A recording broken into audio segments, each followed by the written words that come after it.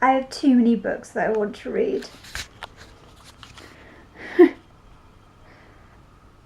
Oh, and I still want to buy so many more.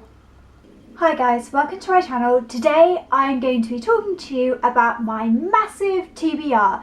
The reason I have such a massive TBR is because most of the shelves I have are full of books that I have not read. That is because when I came to university I didn't want to be bringing with me a huge amount of books that I had already read, apart from a couple that I really liked. I am going to be moving again in September, but by then I will be living with my boyfriend and we will be able to get more shelf space because he's got loads of books. I have 3 big piles of books, so I'm just going to go through them just quickly because there are so many. And I'm not really going to say much about the books, I'm just going to say what they are and where I got them. So number 1 is The Blind Assassin by Margaret Atwood. This I picked up in a church jumble sale. This book I'm not planning on reading anytime soon. It's quite large and I just have other things that I want to be getting on with reading. Number 2 is Arthur and George by Julian Barnes. I picked this up in a charity shop. You can see that there's some damage on it. Number 3 is The Name of the Rose by Umberto Eco. I actually borrowed this off my stepdad and I've only read a bit of it. I really want to carry on reading this. There's loads of theology. It's meant to be really, really good. So I do actually intend on reading this relatively soon, and so I can give it back to my stepdad. Number 4 is The Lies of Loch Lamora by Scott Lynch. I actually gave this to my brother for Christmas, and whenever I go back there, I see it unmoved from his desk, and so I just said to him, can I borrow this? Because I really want to read it, and he didn't seem to care. Number 5 is The Algebraist by Iain M. Banks. This book was actually one of my father's possessions, and he passed away a few years ago, and it was one of the books that I chose to keep. Number 6 is The Brothers Karamazov by Fyodor Dostoevsky. This is massive and it's a classic and I do really want to read it. I have read a couple of pages and I do really like it. Number 7 is A Game of Thrones by George R.R. Martin. I have not read any of the Game of Thrones series. I do want to read them. They are just so big and they are not a priority for me right now. So yeah, I'm gonna have to see how I go. Number 8 is actually a set of 3 books, and they are, I think they're the first 3 written by Terry Pratchett. So they are Colour of Magic, which I have actually read but a long time ago, so I probably will have to reread it.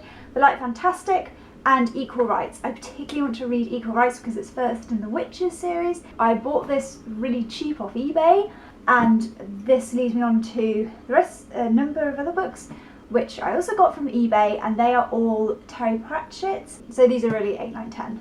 11, Soul Music. 12, Masquerade. 13, Men at Arms. Number 14, Sorcery. Number 15, Pyramids. Number 16, The Amazing Maurice and His Educated Rodents. 17, Mort. 18, Guards. 19, Reaperman. Moving Pictures. Interesting Times. Weird Sisters. Jacob's Room by Virginia Woolf. Actually got this, I went to the National Portrait Gallery with my mum and there was a Virginia Woolf exhibition on, we had to look around, and this was one of the things that you could buy at the end, and so I decided to buy it. The Illustrated Man by Ray Bradbury. I also smuggled this one back from home. I went home for the weekend, I got to see my dog. Living Dolls, The Return of Sexism by Natasha Walker. This isn't actually a novel, but I do want to read it. Cinder, the First of the Lunar Chronicles by Marissa Mayer. I haven't actually read any of these, I have just started this one. Bog World by Yahtzee Croshaw. I'm a big fan of Zero Punctuation, and this is one that I gave to my boyfriend a while ago, and he really liked it and said, oh, you should read this, gave it to me. I have not read it. The Dark is Rising by Suzanne Cooper. Okay, so this was recommended to me by my personal tutor who reads everything. She's amazing. I read the first one in the series and now I need to read the second. I do want to get around to this soonish. The Penultimate Truth by Philip K. Dick. He is one of my favourite authors.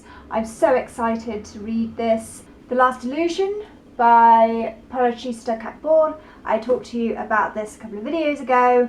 yeah, I bought it. It was recommended on The Guardian. The Beauty Myth by Naomi Wolf.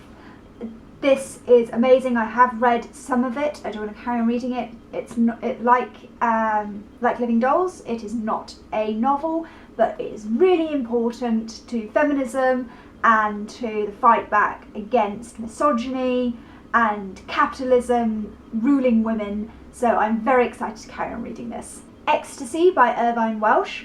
I really like his writing. I've read Trainspotting. This was on offer in WH Smith. Before I went back home, I went to the WH Smith at the train station, and they had buy one get one half price on all paperbacks, so obviously I had to get something, so this was one that I chose. And the second one I chose was Red Queen by Victoria Aveyard? I don't know.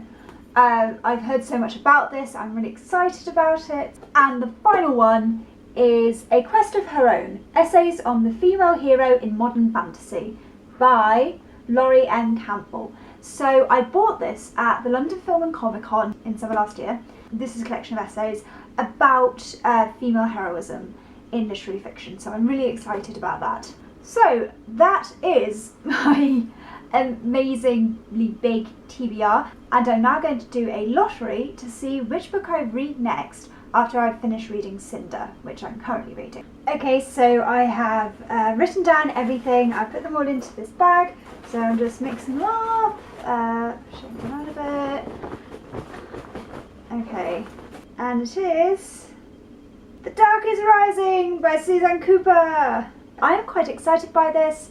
I wanted to read this for a while, and it's sort of nice to have a way to decide like this. Thank you for watching. I hope you enjoyed my video.